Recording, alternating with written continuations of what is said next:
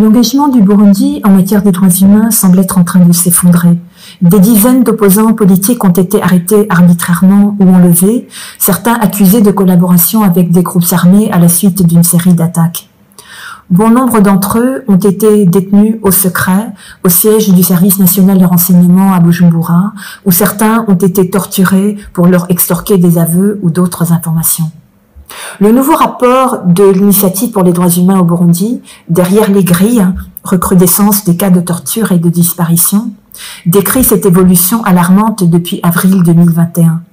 Il décrit plusieurs cas de torture, dont celui d'un homme détenu dans une maison privée, où des agents du service de renseignement l'ont forcé à s'allonger sur une planche avec des pointes qui ressemblaient à des aiguilles et l'ont frappé plusieurs fois sur le dos.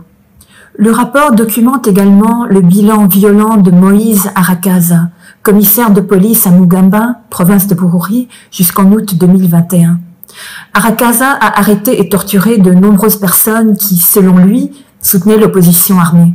Ses techniques préférées consistent à frapper des détenus avec le côté plat d'une machette, à leur frotter du piment dans le nez et à menacer de les tuer. Sa brutalité est bien connue, mais les autorités ont refusé de prendre des mesures à son encontre. Les cas de disparition ont également augmenté.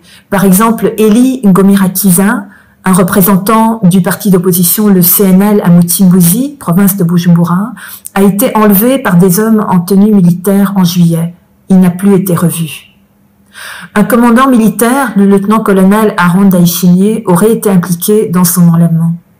D'après certaines informations, Ngomirakiza aurait été tué et enterré dans la forêt de la Rukoko. Si le président Évariste Ndayishimiye veut que ses engagements soient pris au sérieux, il devrait mettre fin à l'impunité qui protège les auteurs de ces actes. Cette évolution négative devrait également déclencher un signal d'alarme pour les acteurs internationaux. Ne prenez pas pour argent comptant les belles promesses du gouvernement pendant qu'il continue de torturer et de faire disparaître ses opposants présumés.